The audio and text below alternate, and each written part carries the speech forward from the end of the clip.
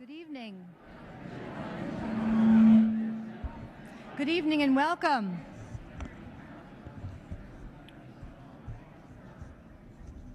Good evening and welcome. My name is Karen Tucker. I am the Churchill Club CEO. Since 1985, for 24 years, this forum has provided a nonpartisan platform for the free exchange of ideas, presenting people and topics that matter to our economic success as Silicon Valley and as a nation. We are a nonprofit organization, and our support comes from corporate members and sponsors and individual members, people just like you. In our country, in this representative democracy, we accept it as given that we all have a voice in self-governance, and it's true, at least for those of us who vote. But our government doesn't simply represent us as individuals. Businesses, communities, religious groups, and even our patchwork of cultures is also represented, and through various means, political action committees, lobbies, congressional committees, and even at the level of the President's cabinet, which is why I am so pleased to join with TechNet and the Center for Democracy and Technology to present Aneesh Chopra tonight, the first Chief Technology Officer of the United States. Someone who understands and appreciates the unique culture here in Silicon Valley, our blend of business and technology, of pragmatism and innovation. It's traditional at meetings of the club to mention upcoming programs, but rather than reviewing the list, I'll simply direct you to our website and mention one program that I hope will inspire you to get to know us better and better. Each of you is invited to join us for our members-only program on Monday, September 21st, presenting Oracle CEO Larry Ellison in conversation with former Motorola CEO Ed Zander. Please visit churchillclub.org for more information. And now it's my pleasure to call forward Jim Dempsey of the Center for Democracy and Technology.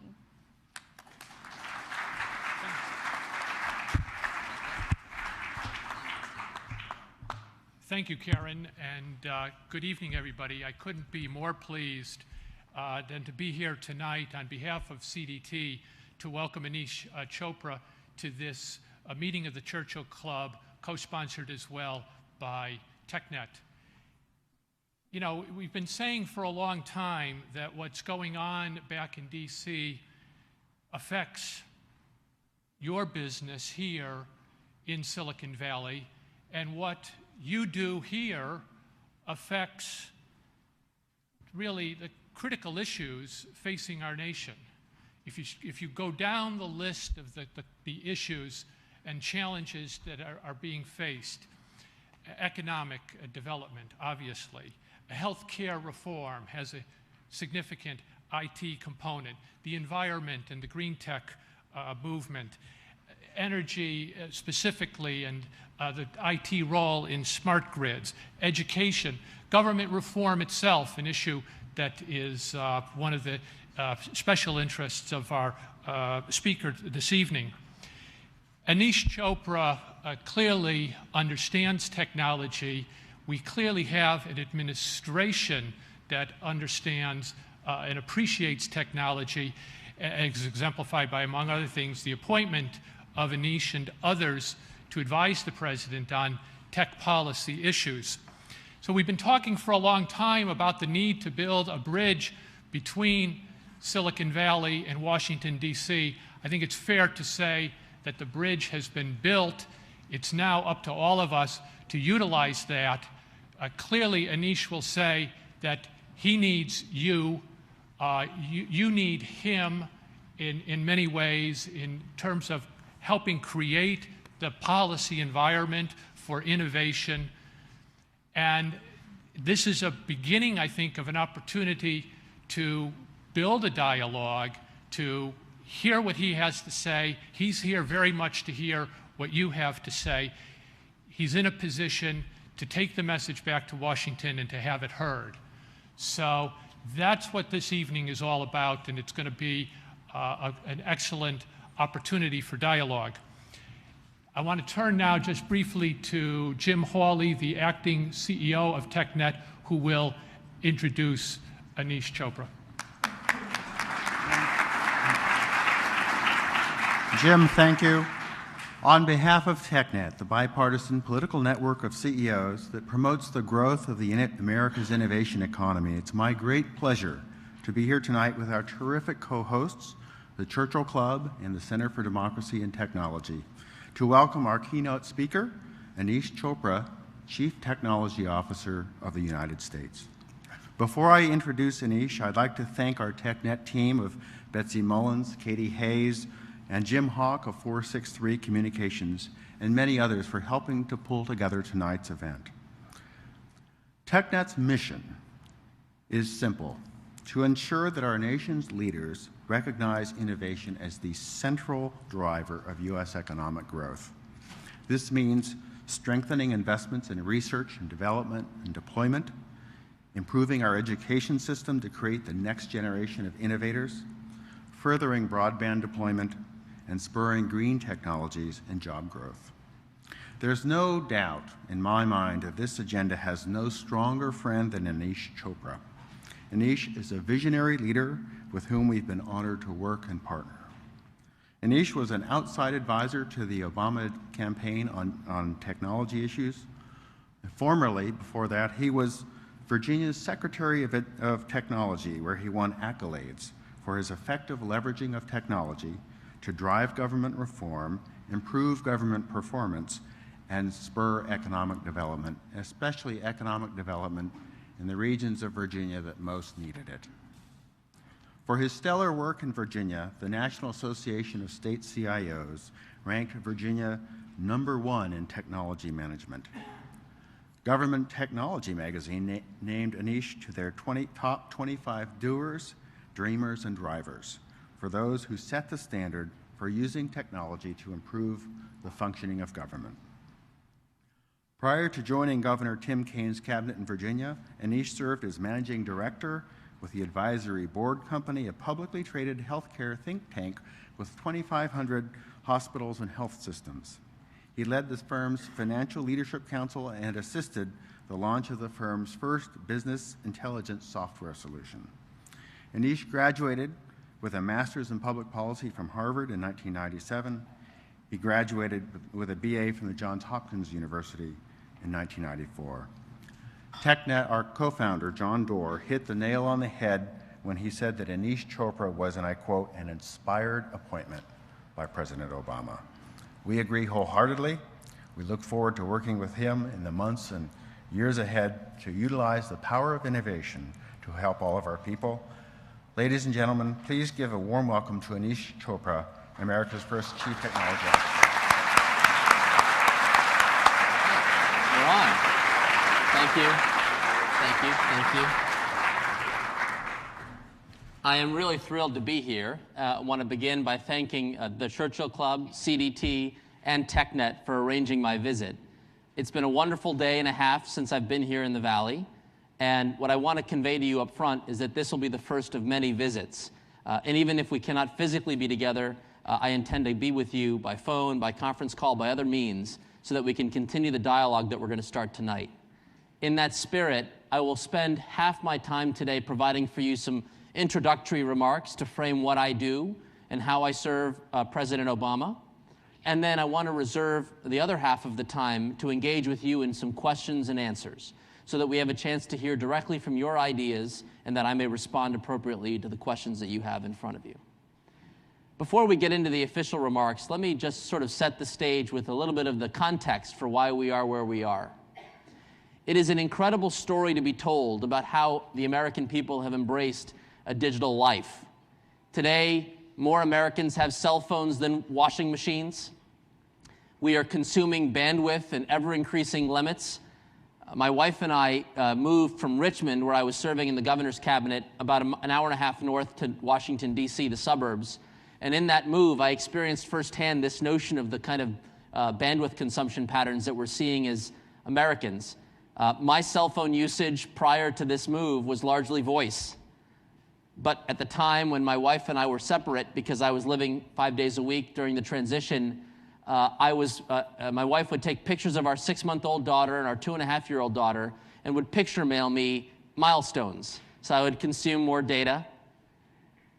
And as we follow the story even further, we recognize that as we've embraced more and more of this digital life, you and I together as Americans are consuming a little under a gigabit of data every month. The projections are that we'll see that grow fivefold by 2013. So we're still in the early stages of this digital era. We presume most of that will be fueled by internet video.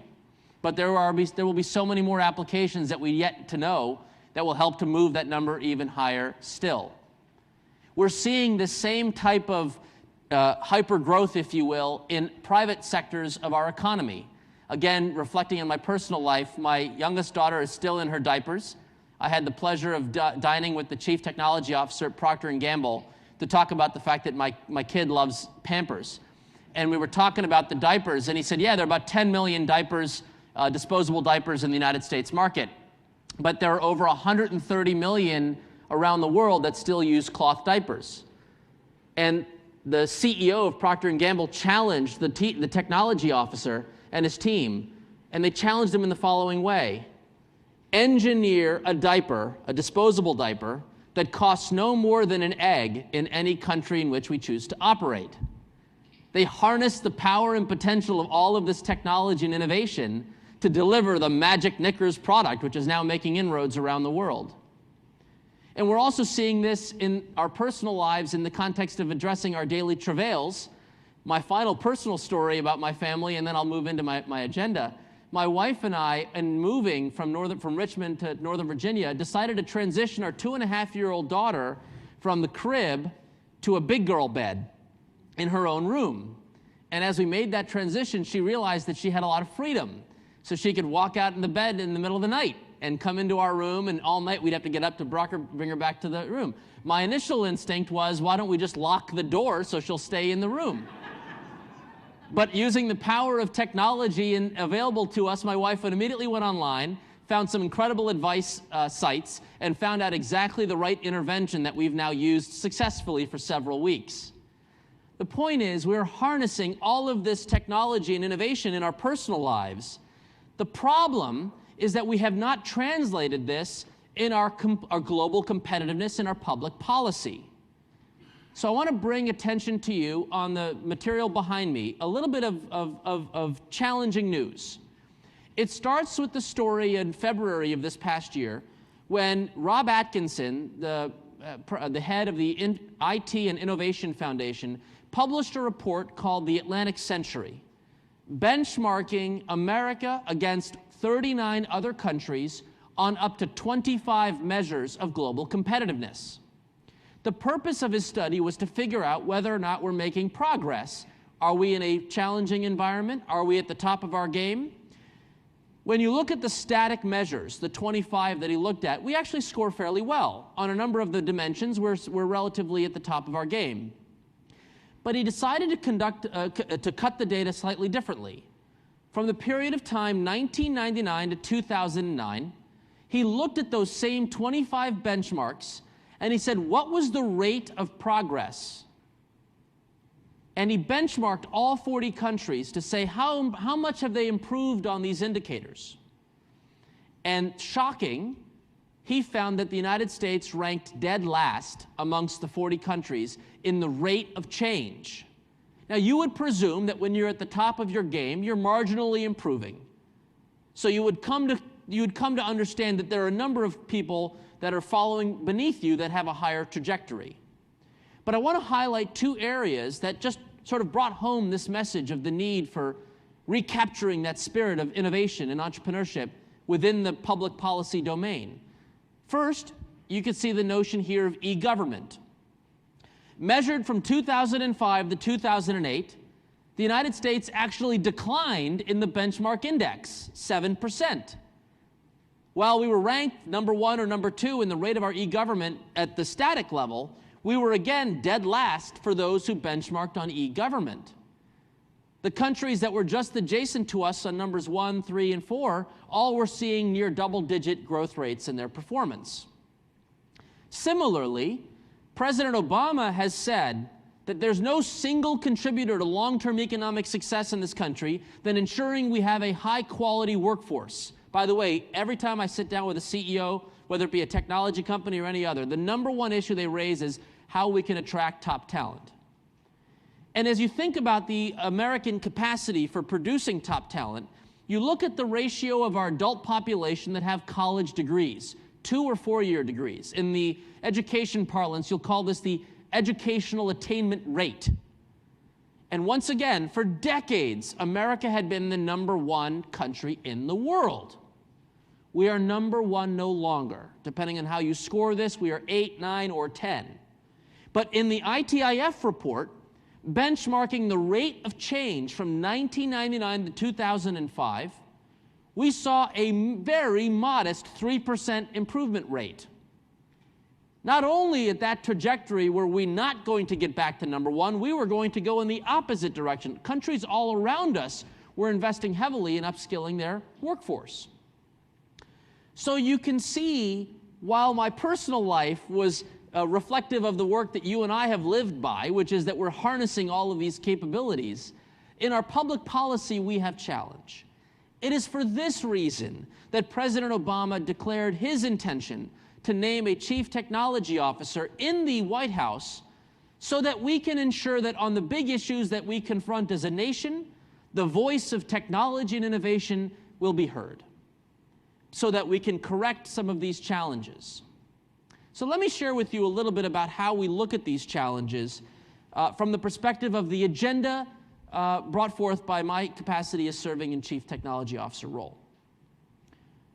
My job, when I wake up in the morning and I go to bed at night, is essentially to do two things. Primarily, my job is to advise the President on matters of interest, both in terms of technology policy, but also in terms of how technology can be unleashed to advance other priorities. But I do that in two ways.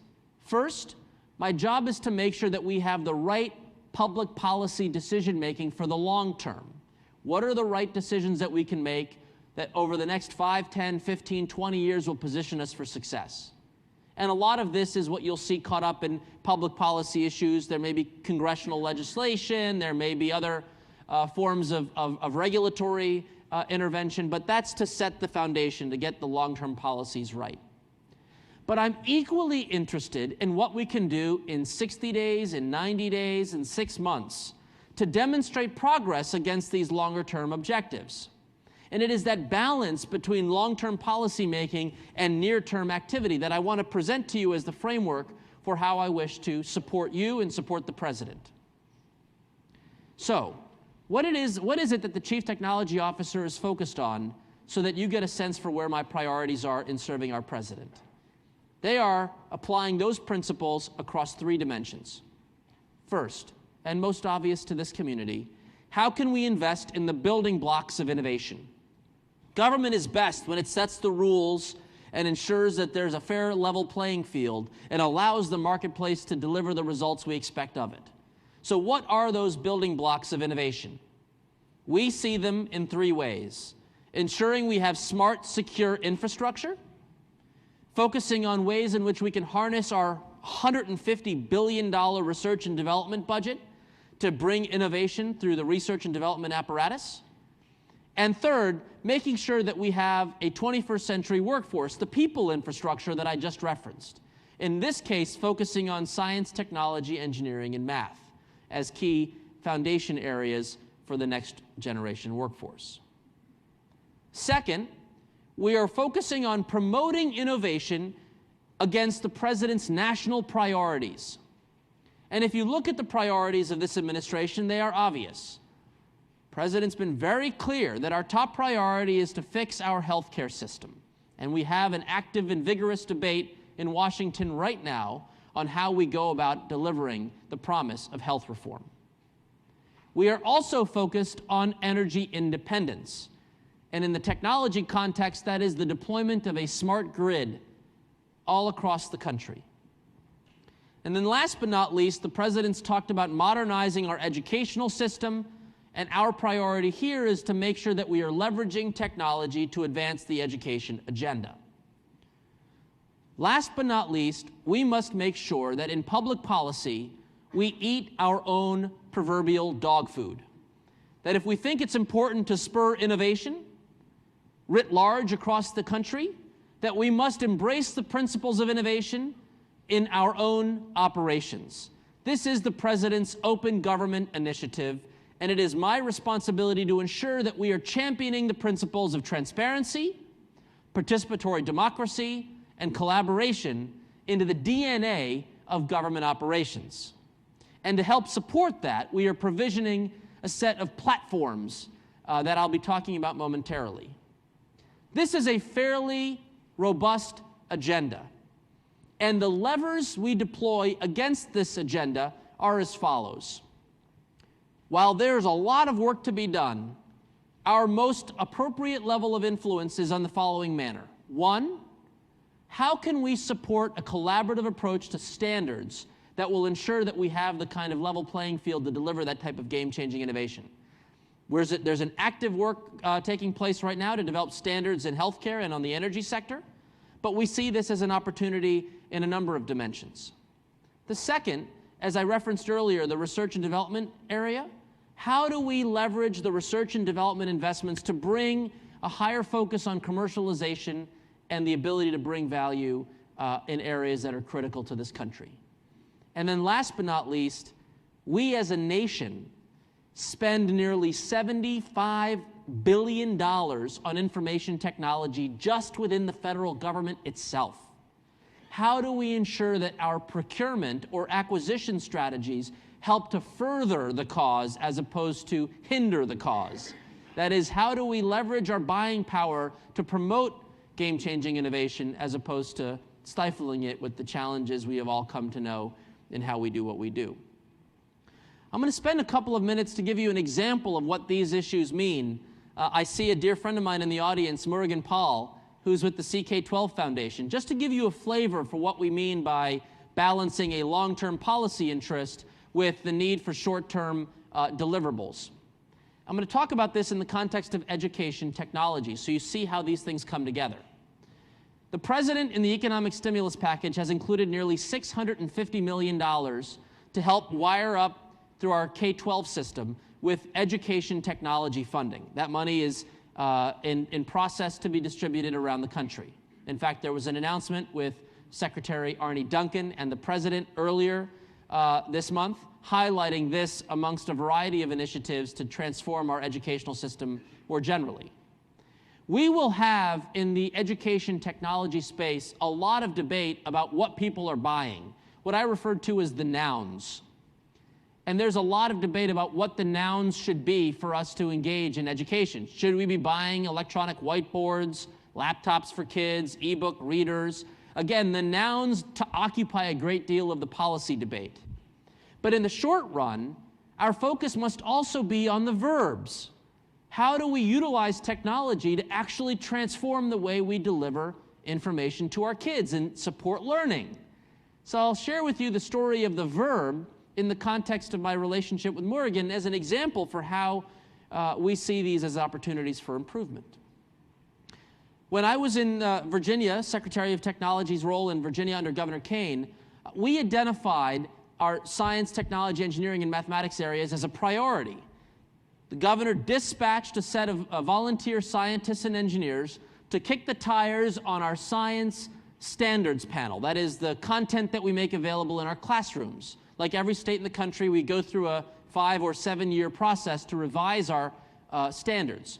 And in the Virginia context, our physics standards in particular, according to our expert panel, left a lot of room for improvement. While we had been very well regarded for having standards that were of high quality by peer review organizations, our physicists would tell us, gosh, you still say that the main component of a television is the cathode ray tube. Where are my CNET people in the house? Is that true? Of course not. However, we were thinking about this issue in the long run. In the Virginia story, it was 2007-ish. We got a report that said, let's modernize the standard for physics. The physics standard itself was going to be reviewed in 2009, fiscal 2000, I guess the calendar year 2009, to have it be revised. That meant it would have been engaging with the textbook industry in 2010, which meant that the schools would be buying those textbooks in 2011. So imagine sitting in 2007 with a report that says the main component of a television is a cathode ray tube, knowing that you cannot change it until 2011 in terms of kind of on-the-ground reality. So the notion of bringing technology and innovation to drive performance, this is the story of where Murugan shows up and said, we met in July, and he said, look, we've got an open platform, kind of the foundation of a wiki, if you will, that allows you to help co-create content that might fill some of these content gaps in the area of physics. We had no money, so by July, went into August, we said, let's do a project together. By September, Governor Kane says, hey, I'd love to invite any scientist in the country, mostly in Virginia, but anybody in the country who wishes to contribute chapters to our physics project. We have no money, but we'd certainly welcome your participation. Tom Merritt and company at CNET were kind enough to reference this in their Buzz Out Loud podcast, and folks from all over the country said, hey, yeah, sign us up. Not paying me for some content? Great, I'm there. And we assembled about maybe 15 or 16 world-class folks. We had college professors, we had teachers in the classroom, we had high school students wishing to volunteer, and this merry band of brothers said, let's harness the power of technology and innovation. And by December, they had their first draft of chapters written. 10 chapters, went through a review process through January and February. March, the governor says, here's version 1.0, available for all the schools in Virginia, frankly, anyone in the country to consume. And by April, we had school districts in Virginia say they were going to evaluate that content, chapters on modeling and simulation, on dark energy, on you name it, all to be considered in the fall. So here we went from 4 years to get the standards and the process and the procurement to less than 12 months from concept to in the classroom you'll have new information available for students. That is the spirit of marrying the long-term policy goals, which is how do you drive more support for science, technology, engineering, and mathematics, with how do you embrace these technologies to deliver value in the here and the now. We did not need new laws to pursue this initiative. We didn't need any new budgets. We didn't need any new framework. We obviously needed to harness the leadership capacity of the public sector to embrace this and to move it forward. But that is the same spirit we need to bring to each of these dimensions, whether it be on our broadband infrastructure, whether it be in our approach to commercializing university intellectual property to spur the jobs of the future, whether it be transforming our healthcare system to reward wellness and early care as opposed to the system that rewards mostly the work we do to address sickness. These are all capabilities for which my friends in this community have a voice to be heard that describes what the long-term policy framework should be, but also what we could do in the here and the now. In just the last 5 hours, in the handful of meetings that we've held already, I've come away with a half dozen ideas that could be executed in the next 90 days. Our challenge is to prioritize and deliver value for the president. Now, this all sounds well and good, you might say. Mr. CTO, thank you for coming and introducing yourself to the Silicon Valley. We're going to have some conversation momentarily where you're going to tell me your thoughts and your perspectives. But this all still sounds sort of at the highest levels. What are you doing in the here and the now? You've been in the job now since May 22nd when you were sworn in. It is now July. It is now August. It is now August 4th. I have no sense of days anymore, my challenge. What have you done for us lately? So I want to end with a little bit of where we are and what we're doing. So we, again, want to balance this notion of the long term with the short run. That's my boss in that picture over there. You may see him. His name is Barack Obama. He's celebrating his 48th birthday today. And you can see that he is online personally validating an initiative led by my dear, dear friend, the Chief Information Officer, Vivek Kundra, who is my partner on transforming the way our government operates. And what on earth is he doing online? On June 30, we announced, again, with very little investment, with no new laws, with no new framework for public policy, we asked the very simple question, you as American taxpayers, how much information do you have on the $76 billion you as taxpayers spend on information technology? It helps that the president, when he was in the Senate, championed the website, usaspending.gov, to allow us to say, let's create it.usaspending.gov. And so we announced a groundbreaking approach to transparency and openness so that you, the American people, could see how well your taxpayer dollars, or not so well, they're performing with respect to information technology investments. Wouldn't you know it, 30 million people have visited this site in just the last month or so. But here's the real point of where we're delivering value in the here and the now. You can't really see this because it's hard to read it, but I wanted to highlight for you the leadership from General Shinseki, our Secretary for the Department of Veterans Affairs. The General wants to lead an organization that's built for success. He wants to deliver tremendous value. But his internal, he asked his CIO, a dear friend of mine, Roger Baker, I want you to conduct a top-to-bottom assessment of our IT projects, and I want you to tell me whether we're doing the right thing, the wrong thing, and so forth. Can you believe this? General Shinseki, Secretary Shinseki, has asked that 45 projects be halted because of the internal assessment. Okay, yeah, Tim, yes, give him a shout out. It's the reason why he did so was because he asked the tough questions. And what we did is to support General Shinseki, Secretary Shinseki, to bring his information to the American taxpayer and to challenge all other secretaries in the president's cabinet to do the same thing. CIOs all over the federal government started saying, oh my goodness, my cabinet secretary is calling me in for meetings. I have to explain what I'm doing. That's a good thing because it starts to bring some rigor to how we evaluate our performance. And I need to earn my stripes with you, that we are setting forth the right policies and we're demonstrating that we're actually delivering on what we're saying. And so I give a big shout out to my friend Vivek for building this system in his capacity as CIO, since he's responsible for managing that $76 billion IT portfolio. But the point is that we are starting to create a culture of accountability through information transparency. In addition to this, we also recognize that for many of you in this room that have developed innovations, it's not the easiest thing in the world to bring those innovations to federal government. How many of you tried to respond to an RFP with 5,000 detailed requirements when you knew your intervention could be done with pennies on the dollar? This is the challenge that we're confronting in the right now. My dear friend Vivek and I are going through a litany of open government platforms.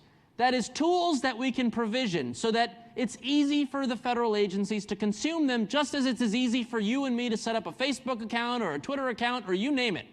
If it's as easy for each of us to consume this in our personal lives, it should be just as easy for our agencies to consume them in our professional lives. So all the work about professionalizing our security tools, making sure that they're following protocol, let's organize that work up front so that it doesn't have to be replicated hundreds of times across the federal government.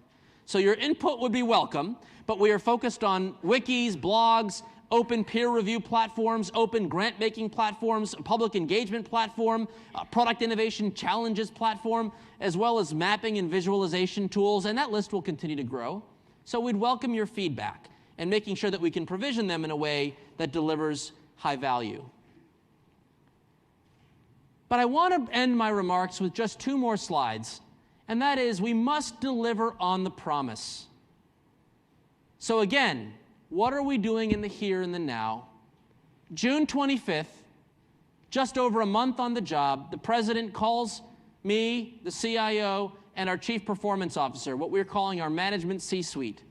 He calls on us to say the following.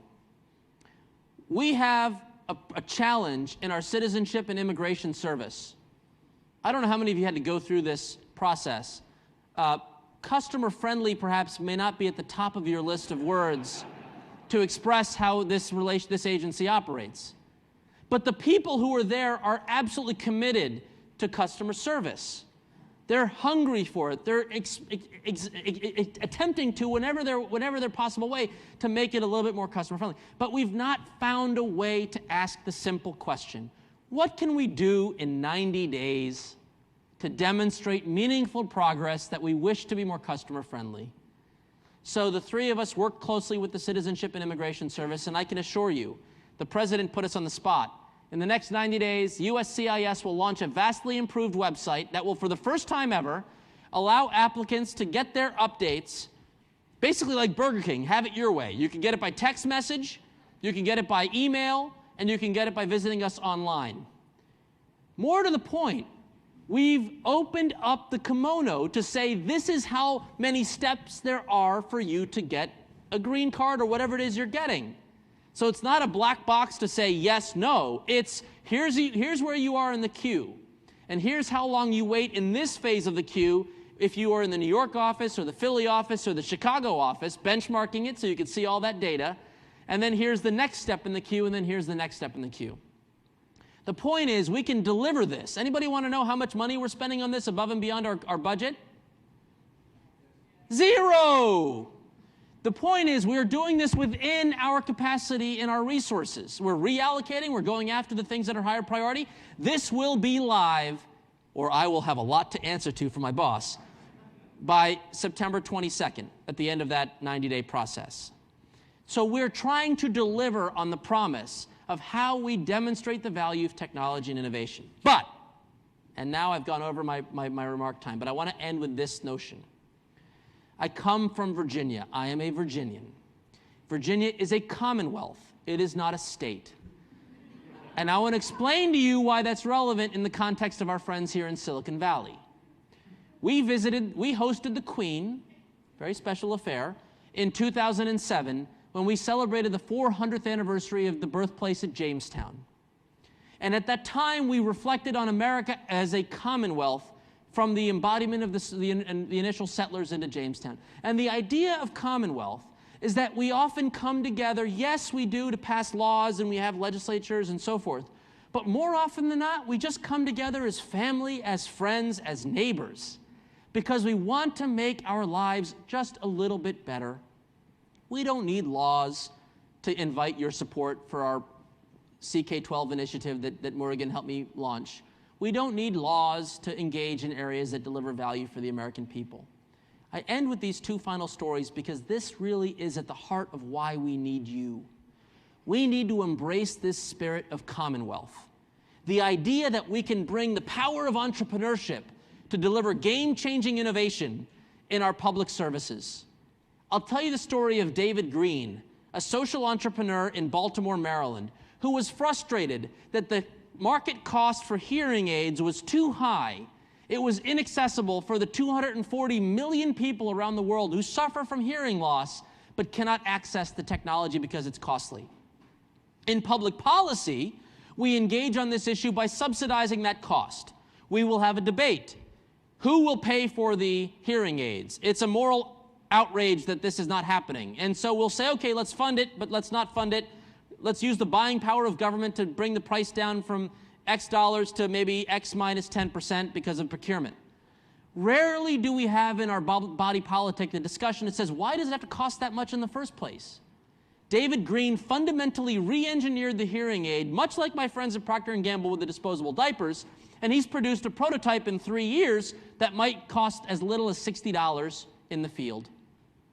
Ditto my friend Abul Hassam, a George Mason professor, a government employee, I might add, who said, I, as a child, drank arsenic-laced water in Bangladesh.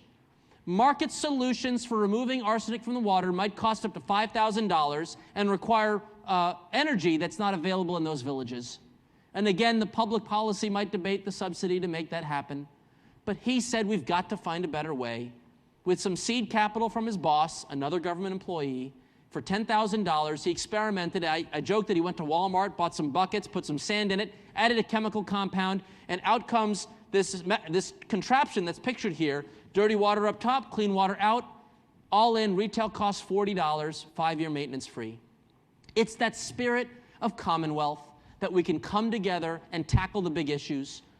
Who in this room is going to tackle the big issues to return our nation to a focus on prevention and wellness in our healthcare environment, to make sure that we can be more energy independent, to make sure that our kids can learn the 4,000 words they have to know before they enter school because you figured out a way to embed them into videos or other things because you believe we need to work together to solve these challenges. We may do this through government contract, but more often than not, you'll do it with each other. That's the spirit. That is why I'm so honored to be with you today, and that's what I'm hoping over the coming months and years as we work together, we can demonstrate more wins on the scoreboard and show the value to the American people of why all of this matters in their lives. Thank you for hearing me out. I'm happy to take questions, comments, or concerns.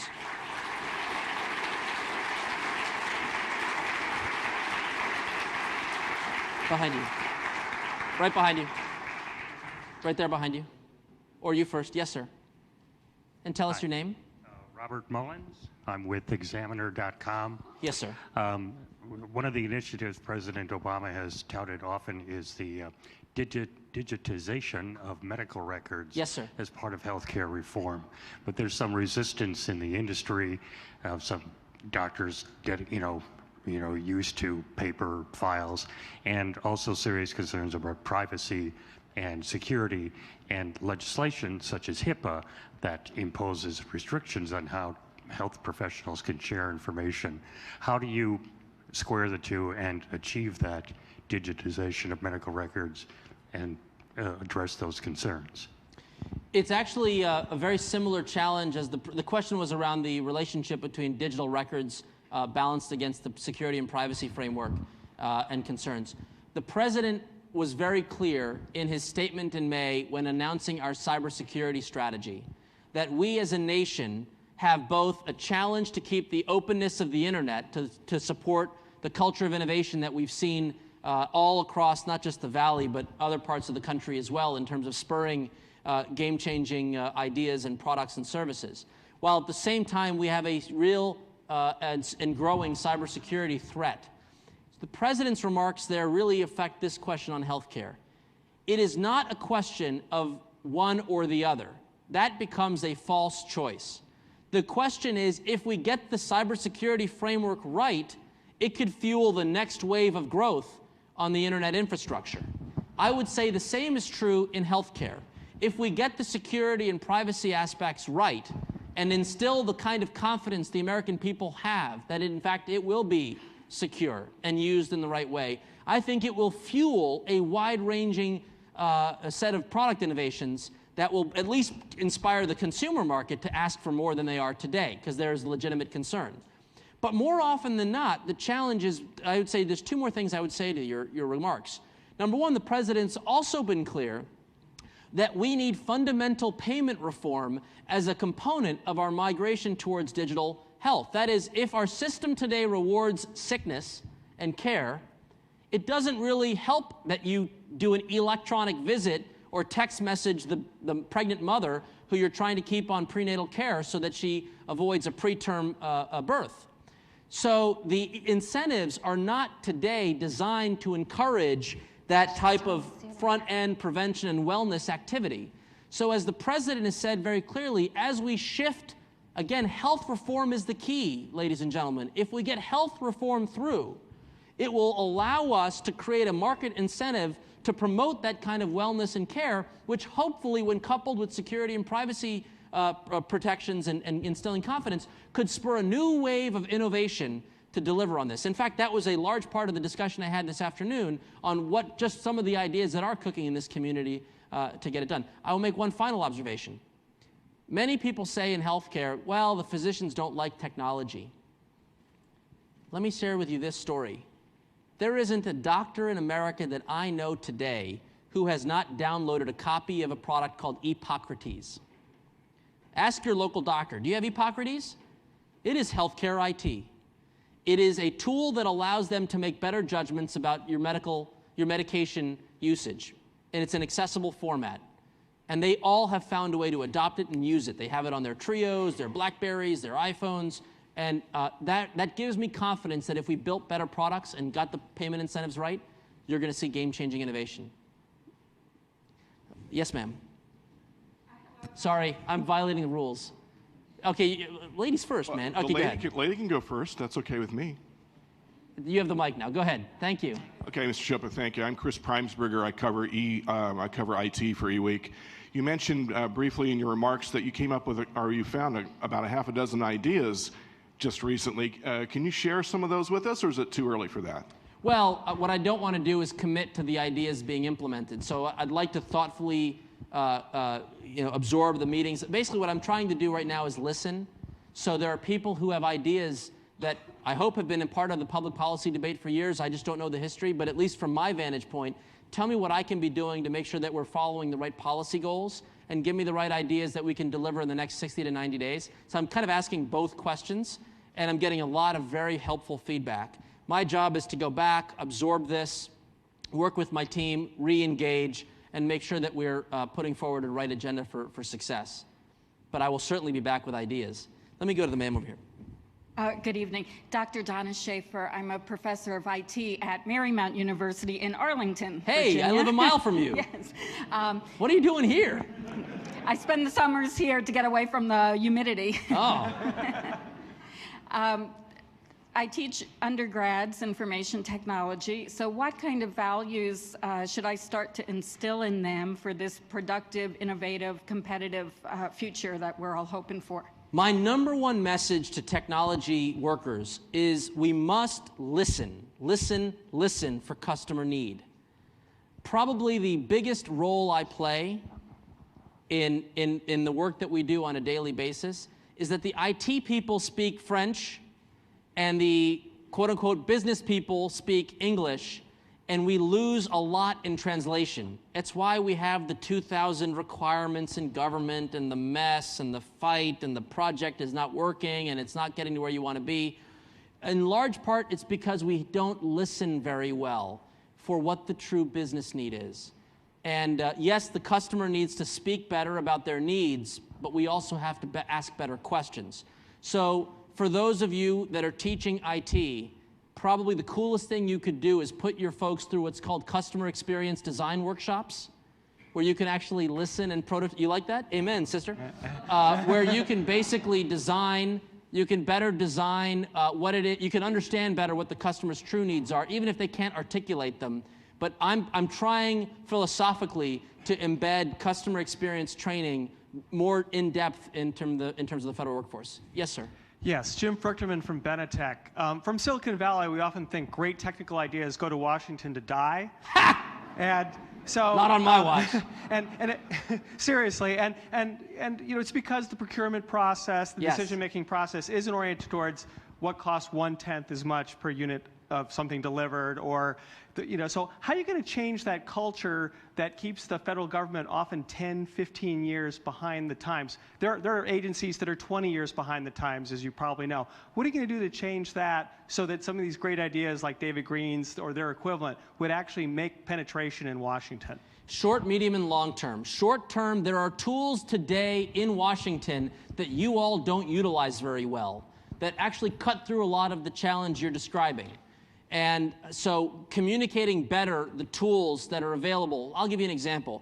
The Defense Department has a website called defensesolutions.gov, where they have procurement authority to take any idea that's presented in like a half a page and turn that into a process that will ultimately lead to a purchasing decision.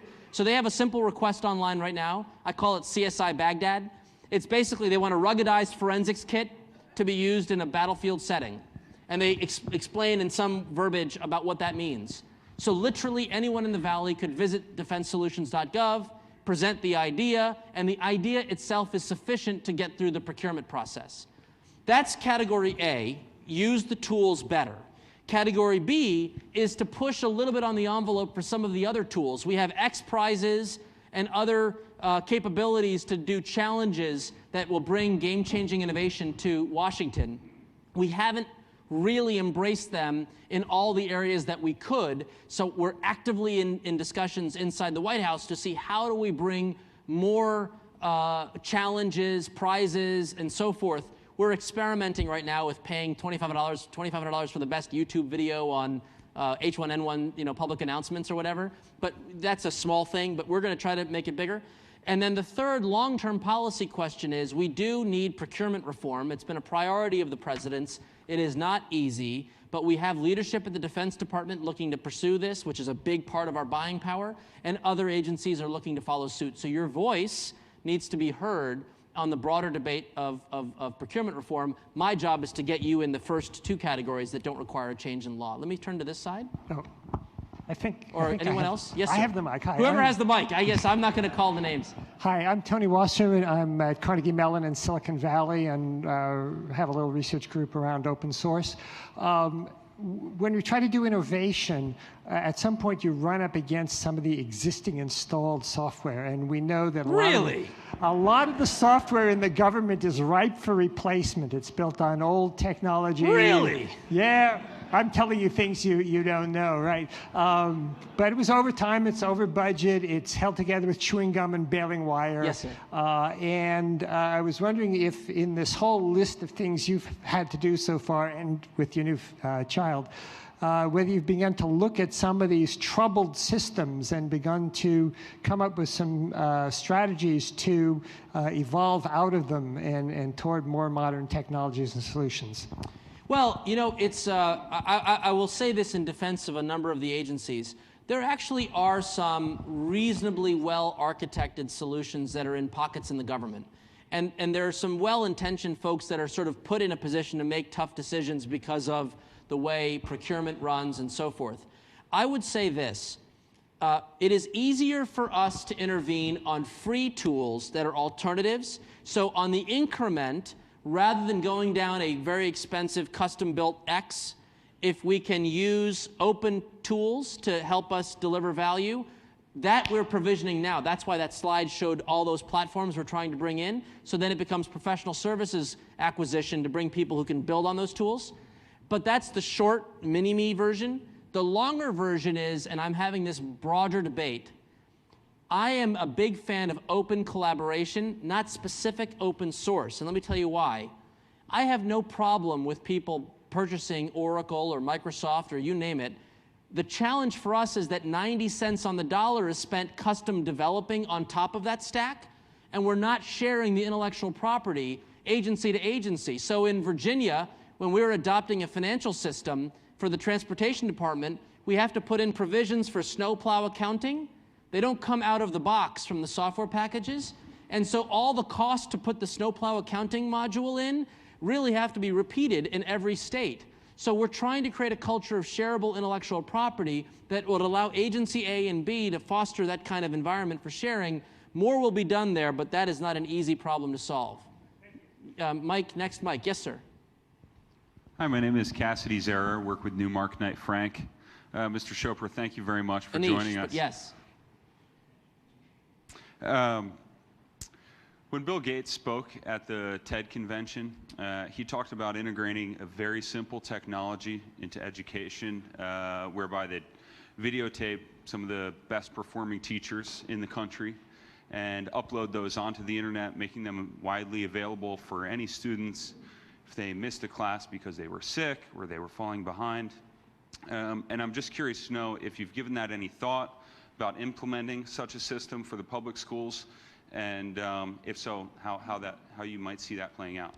Under Secretary Duncan's leadership, we are going after a game-changing innovation in our schools. We have a Race to the Top fund, nearly $5 billion that we will use as a catalyst to bring change to our locals.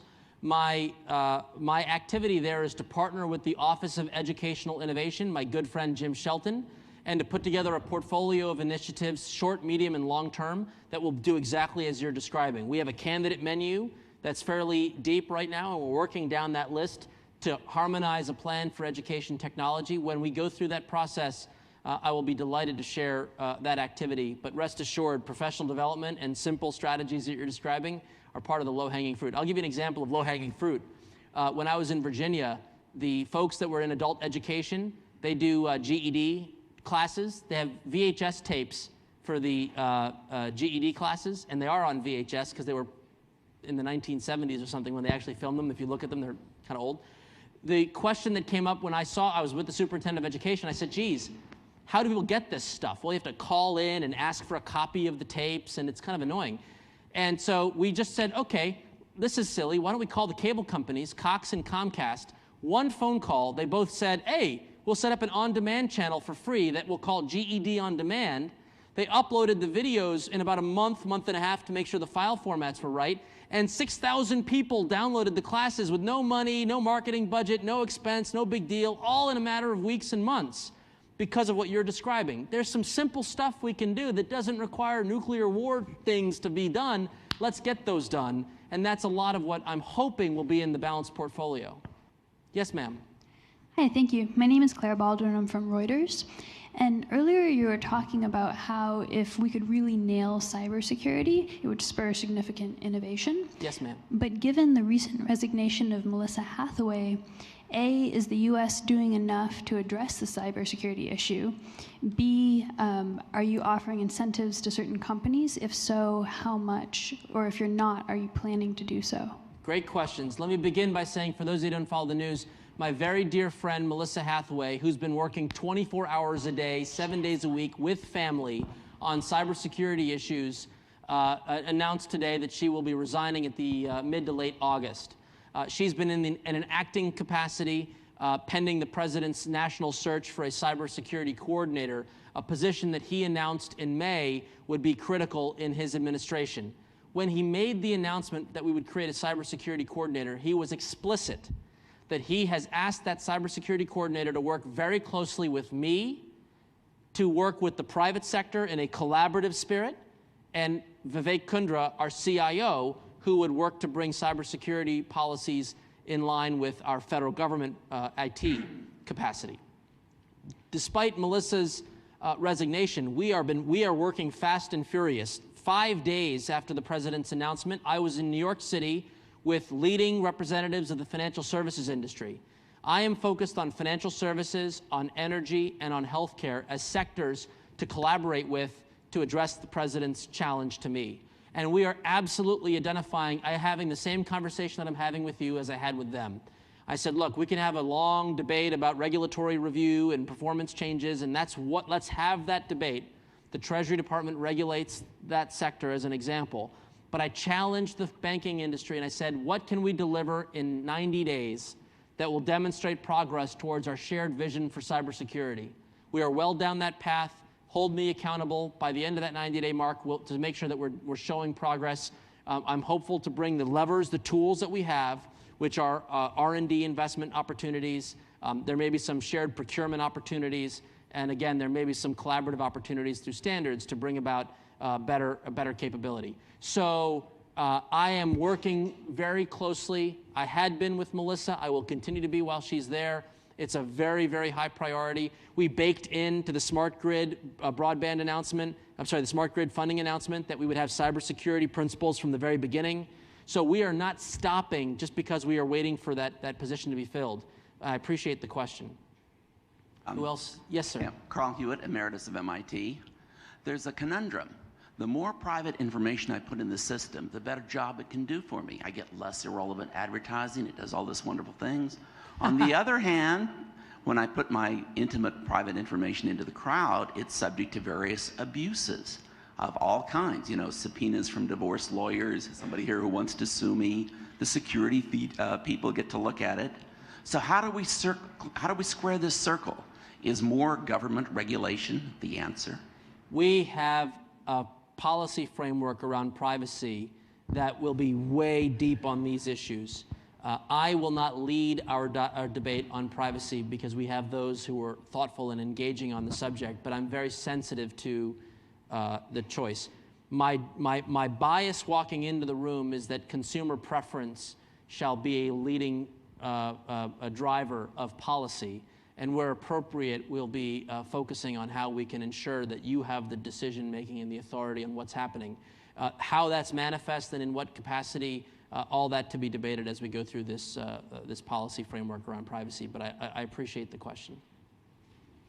Hi, Chris Bethel from Quantros. Yes, sir. You've talked a lot about health IT, and I think we've got a pretty good sense of the nouns. I'm wondering about the verbs. Yes, sir. As far as healthcare IT, if you could expand on that a bit. I will. So the definition, the two words that matter the most in figuring out the verbs are the words meaningful use.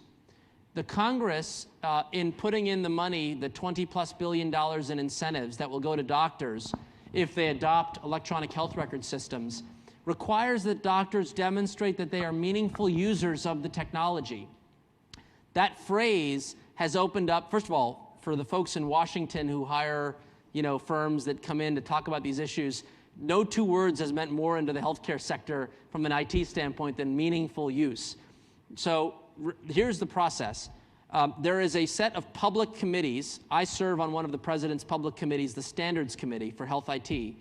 And you can download online draft versions of what meaningful use should look like as recommended by these presidential advisory committees. And you can see a lot of the verbs that we're talking about. There are verbs about simplifying administrative costs. There are verbs about making sure that you track your prescription usage. There are verbs around making sure that we can identify your cholesterol so that we can see if, a doctor has to be able to screen his or her patients to find who needs to be outbound communicated with to make sure they're getting their screenings for cancer and so forth. So those verbs are listed in a draft document which is available online that reflects the advisory committee's view. That goes into the administration, and the Center for Medicare and Medicaid Services will issue a regulation, hopefully by December, if not shortly thereafter, that defines what the ultimate regulated term meaningful use will mean. So there's time right now for you to evaluate what the public advisory committees have said and give feedback if you think it's insufficient. But that is a wonderful frame around meaningful use that I wish to carry into other disciplines of technology, because again, it's about the demonstrated use of this to deliver value as opposed to the, hey, here's my receipt, I bought some software, it's not being used, but I want my check. Yes, who's next? I gotta make sure I don't get in trouble. Yes. Hi, I'm Tara LeMay from Lens Ventures, an innovation firm here in San Francisco.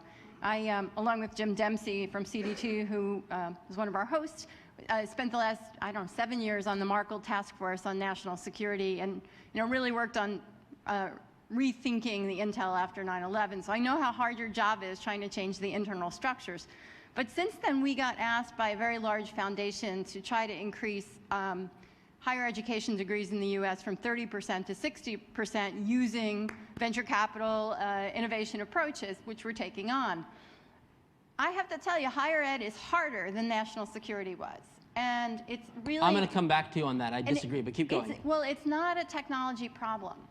The ability to take courses online, to have modules, to have capabilities is actually pretty easy. We're pretty good at that. But what's really hard is the states and the fractured structure. We don't have an interstate highway-like system to allow for the flexibility of accreditation and credential and lifetime accrual of ongoing education. We have these terminal systems that are really done on a regional or local basis. So as you sort of encourage us to be innovative out here, and I think a lot of us are, how can we help break through some of those policy pieces, just like we did on national security, to really try to make that flow happen a little bit differently? This is exactly why we have the leadership in Secretary Duncan to tackle these issues. First and foremost, my impression is that the Community College Foundation will probably be the most leveraged opportunity for improving our higher ed attainment rate. Community college system is very keen to adopt emerging technologies. In fact, when the president announced maybe a month ago, I think we reserved something like $25 million as seed capital to promote distance learning frameworks in the community college space. So that is absolutely on my list of to-dos on behalf of the president so that we get that right. Community colleges are designed to work closely with industry to produce the information needed. So my presumption is that as we look at the leverage points to get up the higher ed attainment rate, we have limited capacity in the higher ed market from the four-year schools. We have greater capacity in the two-year schools. And so my hope is that we're going to see pockets of innovation throughout. Follow up?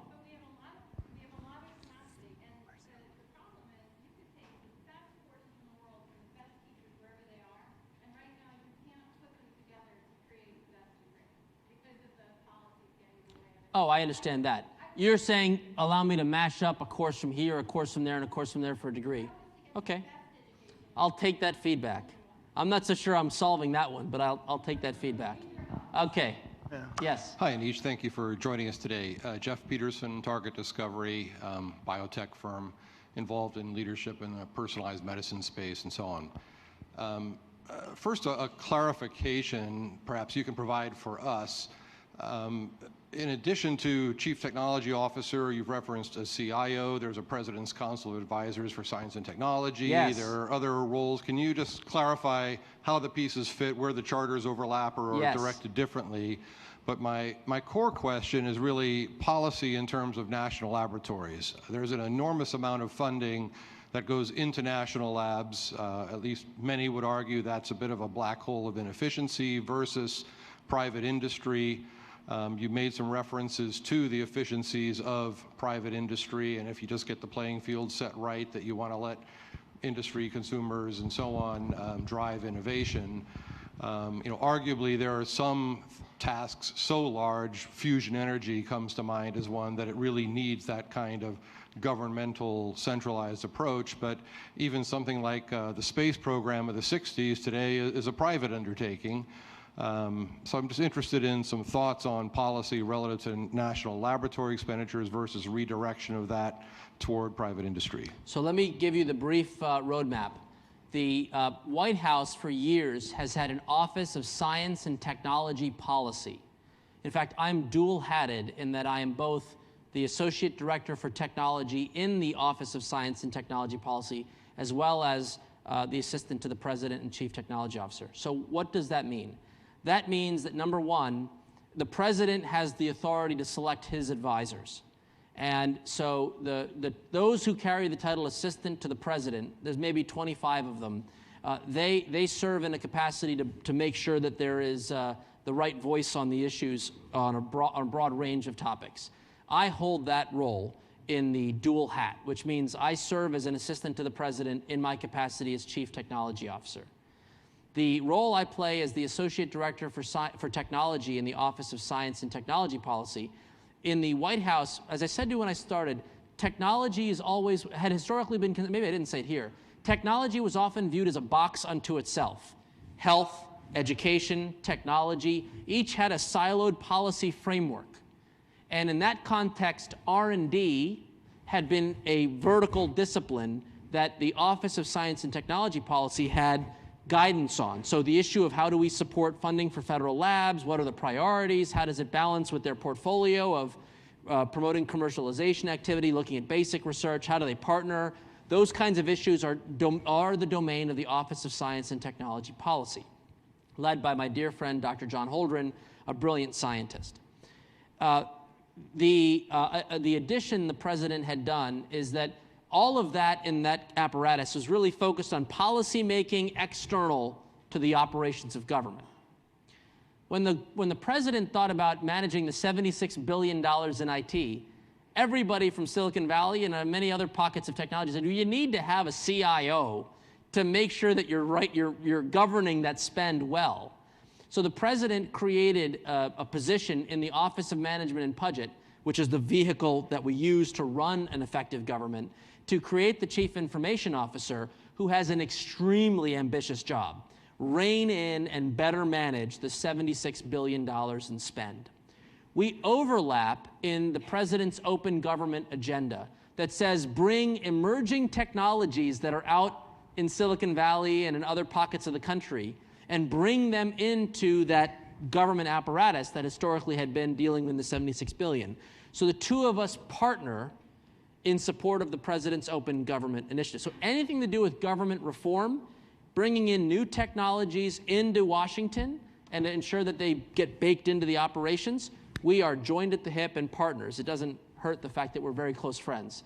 And we're partnered with a third person, the Chief Performance Officer, who's setting outcomes goals for the management of government itself, so that when we actually do these types of things, they're in support of a broader policy outcome goal. Also doesn't hurt that he was my first boss at the advisory board, so it's a very tight circle. If we weren't all friends, I'm sure things would have been more complicated. But your last question, that was the other thing. The OSTP framework allows you to get into the R&D question. Hello, this is Robert Scoble from Rackspace's Building 43.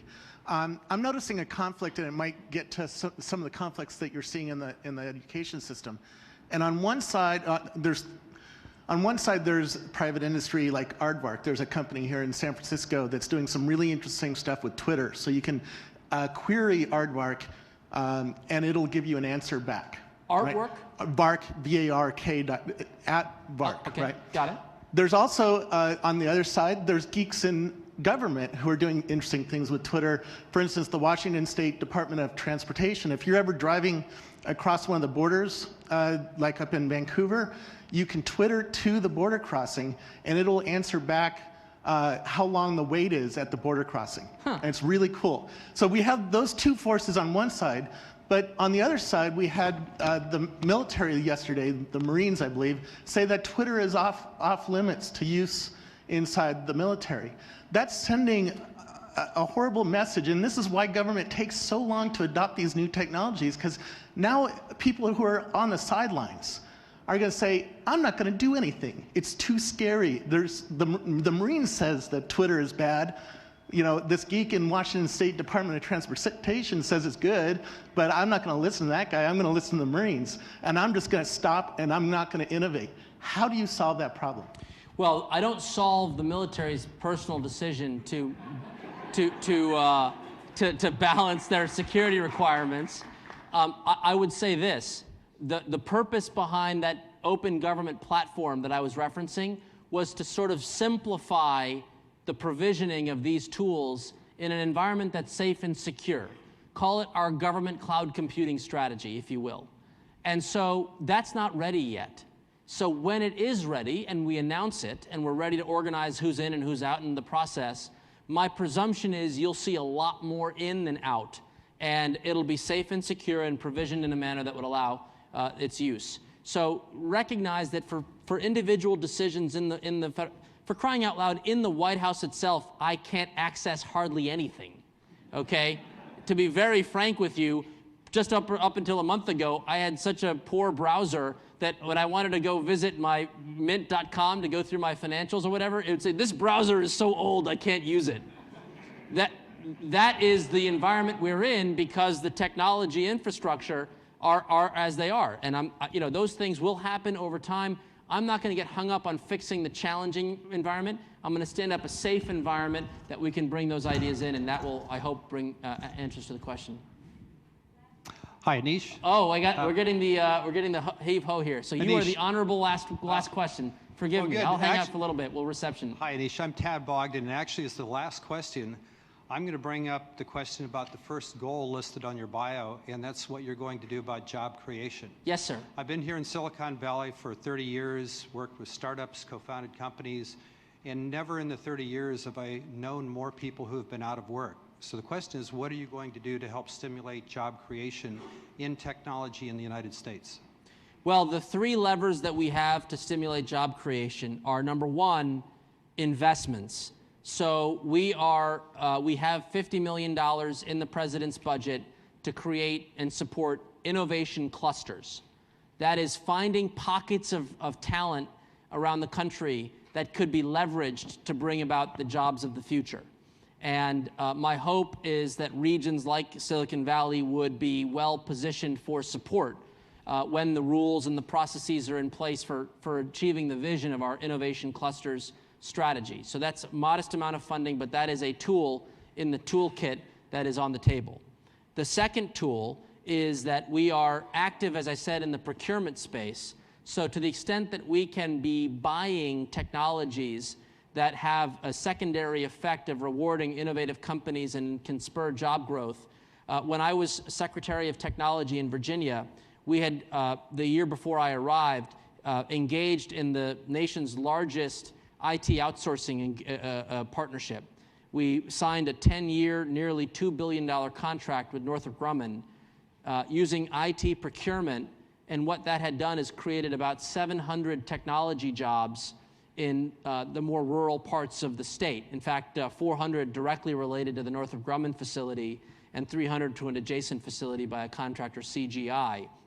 The job creation was a byproduct of an innovative public-private partnership that basically said, how do we take advantage? So where appropriate, we will be buying more technology and hopefully creating the market environment for support.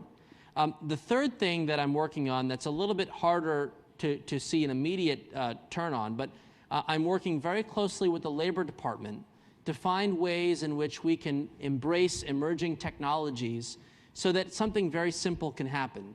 that every available job seeker can access every available job.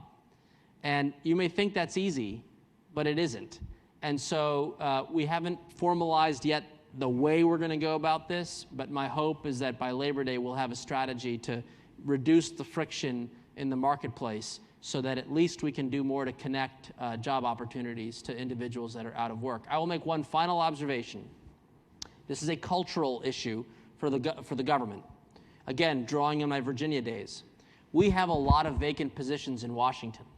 When I was in Virginia, we had vacant positions in our tax department, as an example.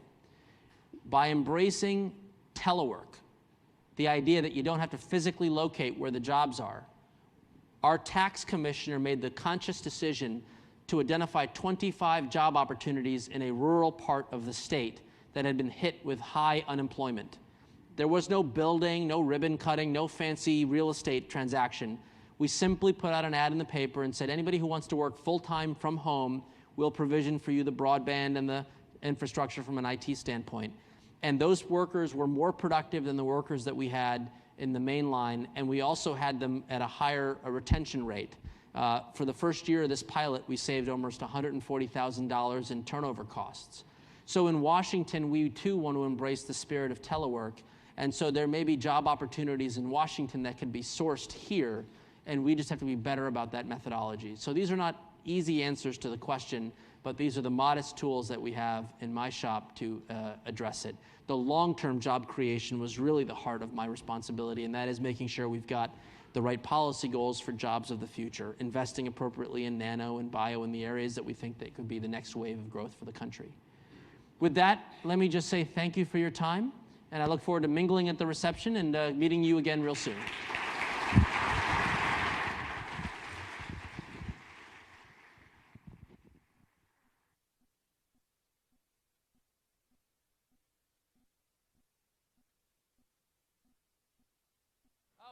Closing remarks. Don't leave. Don't leave. Don't leave.